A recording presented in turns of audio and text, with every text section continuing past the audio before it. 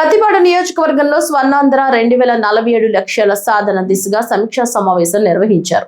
ఈ సమావేశంలో ఎమ్మెల్యే బూర్ల రామాంజనేయులు, ఎంపీడీఓలు, అధికారులు పాల్గొని పలు కీలక అంశాలపై చర్చించారు. పంచాయతీ సర్పంచుల కాల పరిమితి ముగియడంతో ప్రత్యేక అధికారుల పాలనపై సమీక్ష చేపట్టగా గ్రామాల అభివృద్ధి, ప్రజా సంక్షేమంపై మరింత దృష్టి సారించాలని సూచించారు. ప్రధానంగా పీఎం సూర్యఘర్ పథకంపై ప్రత్యేక సమావేశం నిర్వహించి కేంద్ర ప్రభుత్వం అందిస్తున్న సబ్సిడీ, ముఖ్యంగా ఎస్సీ, ఎస్టీ లబ్ధిదారులకు లభించే అదనపు ప్రయోజనాలపై అధికారులతో చర్చించారు. ఈ పథకం ద్వారా ఉత్పత్తి అయ్యే విద్యుత్తును డిస్కంలు కొనుగోలు చేస్తాయని అధికారులు హామీ ఇచ్చారు. ప్రజలకు నాణ్యమైన విద్యుత్ అందించడమే ప్రభుత్వ లక్ష్యమని వెల్లడించారు. ప్రత్యేక అధికారులు తమ బాధ్యతలను సమర్థవంతంగా నిర్వర్తించి త్రాగునీరు, సైడ్ డ్రైన్లు, సీసీ రోడ్లు, శానిటేషన్, విద్యుత్ వంటి మౌలిక సదుపాయాలపై దృష్టి పెట్టాలని ఎమ్మెల్యే సూచించారు. పంచాయతీ నిధుల వినియోగంలో పారదర్శకత పాటించాలని, గత ప్రభుత్వంలో జరిగిన తప్పిదాలు పునరావృతం కాకుండా జాగ్రత్తలు తీసుకోవాలని హెచ్చరించారు. సూర్యఘర్ పథకంపై ప్రజల అవగాహన పెంచేందుకు ప్రత్యేక కార్యక్రమాలు చేపడతామని, సంక్షేమమే ధ్యేయంగా కూటమి ప్రభుత్వం ప్రజల కోసం కట్టుబడి పనిచేస్తోందని ఎమ్మెల్యే స్పష్టం చేశారు. స్పెషల్ ఆఫీసర్లతో సమావేశం అవుతున్నాం.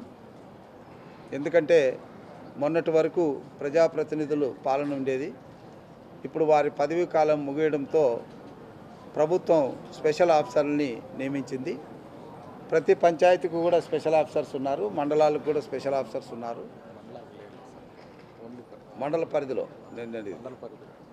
సో వీళ్ళందరినీ మనం సమావేశపరిచి ఇప్పుడు అక్కడ ఎండాకాలంలో వెంటనే చేయాల్సినటువంటి పనులు, ముఖ్యంగా కరెంటు విషయం కానీ, మంచినీళ్ళ విషయం కానీ, శానిటేషన్కి సంబంధించి కానీ, రోడ్లకు సంబంధించి కానీ, మౌలిక వసతులు ఏమున్నా కూడా వాళ్ళకు సంబంధించినటువంటి నిధులను ఖర్చు పెట్టే విషయంలో, అదేవిధంగా P4 విధానం అమలుపరిచేటటువంటి విషయంలో, మరి సంక్షేమ కార్యక్రమాలు అమలుపరిచే విషయంలో, అభివృద్ధి కార్యక్రమాలు అమలుపరిచే విషయంలో ఇప్పుడు స్పెషల్ ఆఫీసర్లుగా ఉన్నటువంటి వాళ్ళు ఒకవైపు ప్రజాప్రతినిధులకు ఉన్న అధికారాలు ఉన్నాయి, అధికారులుగా ఉండాల్సినటువంటి అధికారాలు కూడా ఉన్నాయి. కాబట్టి సమర్థవంతమైనటువంటి పాలనతో ప్రజలకు అందించాల్సినటువంటి సేవలు శీఘ్రంగా అందాలి, ప్రభుత్వానికి మంచి పేరు తీసుకురావాలి, వారి అందరికీ సహకరించడానికి మేము ఎప్పుడు సిద్ధంగా ఉంటామని తెలియజేయడానికి ఈరోజు ఈ కార్యక్రమాన్ని ఏర్పాటు చేశాం.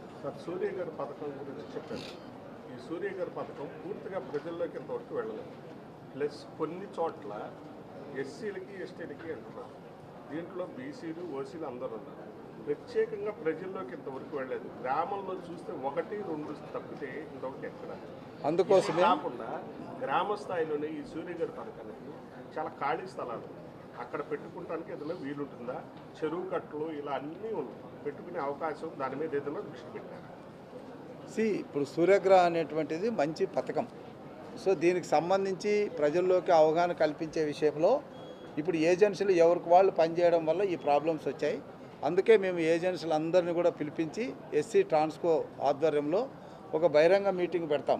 ఎందుకంటే ప్రజల నుంచి వచ్చినటువంటి ప్రతినిధులందరినీ కూడా పిలిపించి ఈ స్కీమ్ యొక్క ఇంపార్టెన్స్ని తెలియజేయడం అనేటువంటి జరుగుతుంది. తర్వాత ప్రభుత్వం దీని మీద ఎంత ఖర్చు పెడుతుంది, దీనివల్ల ఎంత ప్రయోజనం ఉంటుంది, ప్రతి ఇంటికి ఎలా ప్రయోజనం ఉంటుందన్న వివరాలు కూడా చెప్పాల్సి ఉంటుంది. ఎందుకంటే ఇప్పుడు ఎస్సీలు, ఎస్టీలకు అయితే ఒక ఎస్ఎఫ్టీకి ₹1 రెంట్ ఇవ్వడం అనేది జరుగుతుంది. వాళ్ళు రూప్ టాప్ మీద పెట్టేది అంటే దాదాపు మినిమం ₹250 ప్రతి నెల వాళ్ళకి కరెంటు ఫ్రీగా రావడంతో పాటు ₹250 వాళ్ళకి సేవింగ్ వస్తుంది. కాబట్టి ఇది కూడా మరి 25 సంవత్సరాలు అంటే దాదాపు లక్షల్లో వస్తుంది. ఇవన్నిటిని కూడా తెలియజేయాల్సిన అవసరం ఉంది. తర్వాత వాళ్ళలో ఉన్నటువంటి కొన్ని వర్షాకాలంలో ఏమైనా ఇబ్బంది, ఆ వర్షాకాలంలోకి దీనికి సంబంధం ఉండదు. ఇది గ్రిడ్కి వెళ్తుంది, గ్రిడ్ నుంచి మామూలుగా కరెంట్ రావాల్సినటువంటి సందర్భంలో కరెంట్ వస్తుంది. కాబట్టి దీనికి సంబంధం లేదు. వాటన్నిటిని కూడా వివరించి దీన్ని ప్రజల్లోకి తీసుకెళ్తాం.